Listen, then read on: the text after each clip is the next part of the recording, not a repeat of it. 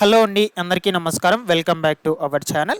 తెలంగాణ రాష్ట్రంలో చాలామంది కూడా ఈ ఇందిరమ్మ ఇళ్లకు సంబంధించి లబ్ధిదారుల ఎంపిక కోసము, అదేవిధంగా డబుల్ బెడ్రూమ్ ఇల్లు ఎప్పుడెప్పుడు పంపిణీ చేస్తారని చాలామంది కూడా ఎదురు చూస్తూ ఉన్నారనమాట. అయితే వీటికి సంబంధించి తాజాగా కొన్ని అప్డేట్స్ అయితే రావడం అయితే జరిగింది. వాటి గురించి అయితే మీకు తెలియచేస్తాను. సో మనకు ఇంపార్టెంట్ అప్డేట్స్ అనమాట. మీరు అందరూ కూడా తప్పక ఈ వీడియోను ఎండ్ వరకు చూడండి. ఎండ్ వరకు చూస్తేనే మీకు ఫుల్ ఇన్ఫర్మేషన్ అయితే అర్థమవుతుంది. వీటితో పాటుగా కేంద్ర ప్రభుత్వం ఇచ్చేటువంటి ఈ యొక్క పిఎం ఆవాస్ యోజన ఇళ్లకు సంబంధించి కూడా అప్డేట్ రావడం అయితే జరిగింది. మనకు తెలంగాణ రాష్ట్రంలో ఈ యొక్క పట్టణ ప్రాంతాల్లో ఉన్నటువంటి వాళ్ళకు సంబంధించి ఇంచుమించుగా 1,00,000 ఇళ్లను మంజూరు చేస్తున్నట్లు సమాచారం అయితే రావడం జరిగింది. ఓకేనా, అది ఎవరెవరికి ఈ శాంక్షన్ చేస్తుందో, సో దానికి సంబంధించి ఎలిజిబుల్ లిస్ట్ ఎట్లా చెక్ చేసుకోవాలి, ఎప్పటి నుంచి ఆ ఇల్లు అనేటువంటిది పంపిణీ చేస్తారు, ఆ వివరాల ద్వారా కూడా మీకు ఈ వీడియోలో తెలియజేస్తాను. మీరందరూ వీడియోని ఎండ్ వరకు చూడాలి తప్పకుండా. సో ఎండ్ వరకు చూసి మీ ఫ్యామిలీ ఫ్రెండ్స్ అందరికి కూడా వీడియోని షేర్ చేసి ఒక చిన్న లైక్ చేయడం అయితే మర్చిపోవద్దండి. మీరు చేసే లైక్ వల్ల యూట్యూబ్ అనేటువంటిది రికమెండ్ అయితే చేస్తుంది. నెక్స్ట్, ఫస్ట్ టైం ఎవరైనా ఛానల్ని చూసినట్లయితే ప్రతి ఒక్కరు కూడా సబ్స్క్రైబ్ చేసుకోవడం అయితే మర్చిపోవద్దు. సబ్స్క్రైబ్ చేసుకునేసి బెల్ ఐకాన్ అయితే ఆన్లో అయితే పెట్టుకునేసండి. ఇక టెలిగ్రామ్ గ్రూప్లో కూడా జాయిన్ అవ్వండి. మీకు ఈజీ అయ్యే ఇన్ఫర్మేషన్ టెలిగ్రామ్ గ్రూప్ ద్వారా అప్డేట్ చేస్తాను. ఒకసారి వెళ్ళి విజిట్ చేయండి. డిస్క్రిప్షన్లో నేను లింక్ అయితే పెట్టేస్తున్నాను.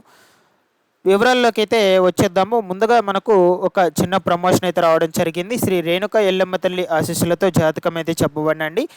ఇప్పటి వరకు మీరు చాలా దగ్గరలో జాతకం చెప్పించుకొని ఇది నెరవేరలేదని బాధపడుతున్నట్లయితే వెంటనే గురూజీ గారికి కాల్ చేసి మీ సమస్యలను అయితే పరిష్కరించుకోండి. సో ఫోన్ ద్వారానే గురూజీ గారు మీకు జాతకం అయితే చెప్తారనమాట. మీకు ఎటువంటి సమస్యకైనా సరే 100% పరిష్కారం అయితే చూపిస్తారు. మీరు చేయవలసింది ఏం లేదు. స్క్రీన్ మీద అయితే నంబర్ కనిపిస్తుంది 9959190566. ఆ నెంబర్కి అయితే మీ ఫోన్ ద్వారా కాల్ చేసి మీ సమస్యలు అయితే పరిష్కరించుకోండి. ఇక వివరాల్లోకి కనుక వచ్చినట్లయితే మొట్టమొదటిగా ఈ పిఎంఏవై ఇళ్లకు సంబంధించి అయితే ఇన్ఫర్మేషన్ గురించి చూద్దాం. దాని తర్వాత ఇందిరమ్మ ఇల్లు, డబుల్ బెడ్రూమ్ ఇళ్ళకి సంబంధించి అయితే చూద్దాము. సో ఇక్కడ మీ స్క్రీన్ మీద అయితే చూడొచ్చు అనమాట. పిఎం ఆవాస్లో రాష్ట్రానికి 1,00,000 ఇండ్లు పట్టణ ప్రాంతాల్లో మంజూరు చేయడానికి కేంద్రం అయితే అంగీకారం అయితే తెలియజేసింది అనమాట. అంటే ఈ 1,00,000 ఇళ్లను వచ్చేసి పట్టణ ప్రాంతాల్లో అర్హులైనటువంటి వాళ్ళకైతే పంపిణీ చేసేందుకు ప్రభుత్వము అంగీకారం అయితే ఇచ్చిందనమాట. సో మనకు ఒక్కో ఇంటికి 1,50,000 వరకు ఆర్థిక సహాయం అయితే చేస్తుందట. 1,50,000 వరకు ఇల్లు కట్టుకోవడానికి డబ్బులు అనేటువంటిది అయితే ఇస్తుంది. దాని తర్వాత మనకు స్టేట్ గవర్నమెంట్ కూడా ఇస్తుంది. తెలంగాణ రాష్ట్రం కూడా డబ్బులు అనేటువంటిది అయితే ఇస్తుంది అనమాట.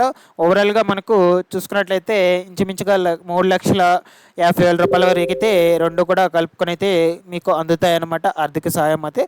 ఆ డబ్బులతో మీరు ఇల్లు అనేటువంటిది అయితే కట్టుకోవచ్చు అనమాట, ఈ కేంద్ర ప్రభుత్వం నుంచి వచ్చేటువంటి ఇళ్లకు సంబంధించి మాత్రమే. నెక్స్ట్ వచ్చేసి ఇంచుమించుగా 1,500 కోట్ల రూపాయల ఫండ్స్ కూడా దీనికి కేటాయింపు అయితే చేశారు. కొంచెం బ్రీఫ్గా అయితే చూద్దాం దీని గురించి. పిఎం ఆవాస్ యోజన స్కీమ్ కింద రాష్ట్రానికి 1,00,000 ఇండ్లు మంజూరు చేసేందుకు కేంద్రం అంగీకరించింది. 2024-2025 ఆర్థిక సంవత్సరానికి గాను పట్టణ ప్రాంతాల్లో ఈ ఇండ్లను మంజూరు చేయనున్నట్లు సమాచారం అయితే ఇచ్చిందనమాట.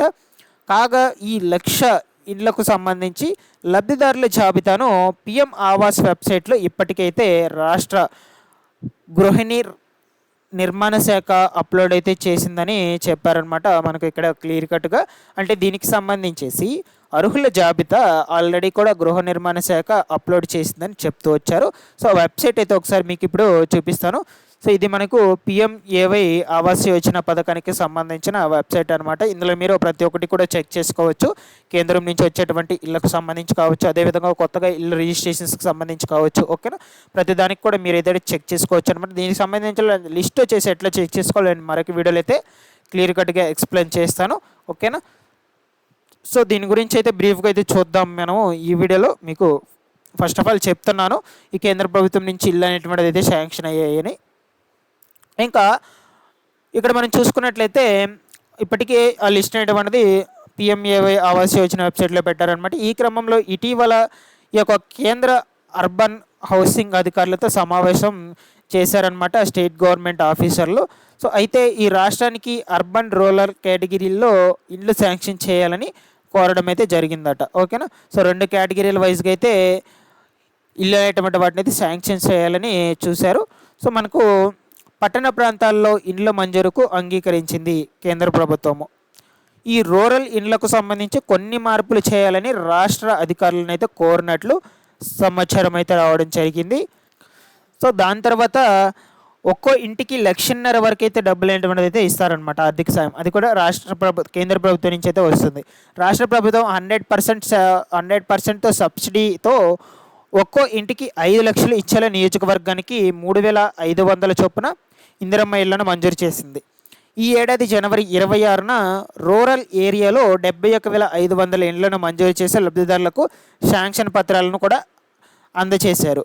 చాలా చోట్ల ఇప్పటికే వీటి నిర్మాణం కూడా ఆల్రెడీ మొదలైపోయింది. కాగా పిఎం ఆవాస్ యోజన కేంద్రం అర్బన్ ఏరియాలో ఒక్కో ఇంటికి నిర్మాణానికి 1,50,000 అయితే ఇస్తుందన్నమాట. రూరల్ ఏరియాలో 72,000 ఇవ్వనుంది. ఈ లెక్కన 1,00,000 ఇండ్లకు 1,500 కోట్లు రాష్ట్రానికి అయితే రానున్నాయని, దీంతో 1,00,000 ఇండ్లకు మిగతాగా మనకు 3,50,000 చొప్పున రాష్ట్ర ప్రభుత్వము భర్తీ చేయాల్సి అయితే ఉంటుందన్నమాట మిగిలాగా. ఓకేనా. సో మొత్తంగా మనకు స్టేట్ గవర్నమెంట్ వచ్చేసి 3,50,000, అదేవిధంగా సెంట్రల్ గవర్నమెంట్ వచ్చేసి 1,50,000, ఓవరాల్గా 5 lakhs అయితే వస్తుందన్నమాట మీకు ఇల్లు కట్టుకోవడానికి ఈ యొక్క ఇళ్లకు సంబంధించి. నెక్స్ట్ వచ్చేసి రెండో విడత లబ్ధిదారుల ఎంపిక కూడా మొదలు పెడుతున్నారనమాట ఈ ఇందిరమ్మ ఇళ్లకు సంబంధించి. సో ఇందిరమ్మ ఇళ్లకు సంబంధించిన అప్డేట్ గురించి అయితే చూద్దాం ఇప్పుడు మనము. ఇక్కడ మీరు చూడొచ్చు, ఇందిరమ్మ ఇళ్లకు సంబంధించి రెండో విడత లబ్ధిదారుల ఎంపిక కొనసాగుతుంది. తొలి విడతలో ఈ సర్కారు ప్రభుత్వము 71,500 ఇండ్లను మంజూరు చేయగా మండలానికి ఒక్కో గ్రామాన్ని ఎంపిక చేశారు. ఇలా నియోజకవర్గానికి చాలా తక్కువ సంఖ్యలో మాత్రమే ఇళ్ళు అనేటువంటివి అయితే మంజూరు అయ్యాయి.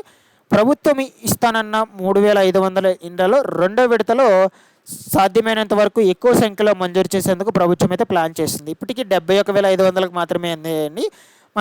మనకు మొత్తంగా 3,500 ఇండ్లను అయితే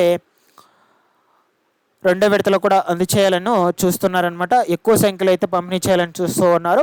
సో మనకు మొదటి విడతలో ఆల్రెడీ ఈ ఇందిరమ్మ ఇల్లు ఇచ్చినటువంటి వాళ్ళు చాలామంది కూడా స్టార్ట్ చేసేసుకో ఉన్నారు ఇళ్ళ నిర్మాణము. సో వాళ్ళు బేస్ మట్టం వర్క్ కంప్లీట్ చేసుకున్నట్లయితే వాళ్ళకు ఇంచుమించుగా ₹1,00,000 అయితే ఆర్థిక సాయం కూడా అందజేస్తారనమాట ప్రభుత్వ అధికారులు. సో మొదటి విడత శాంక్షన్ లిస్ట్ ప్రకారం ఆల్రెడీ పంపిణీ చేశారు. ఇక రెండో విడత శాంక్షన్ లిస్ట్ అనేటువంటిది అయితే ప్రిపేర్ చేసేందుకైతే ప్రభుత్వం సన్నద్ధులు అయితే చేస్తుందన్నమాట.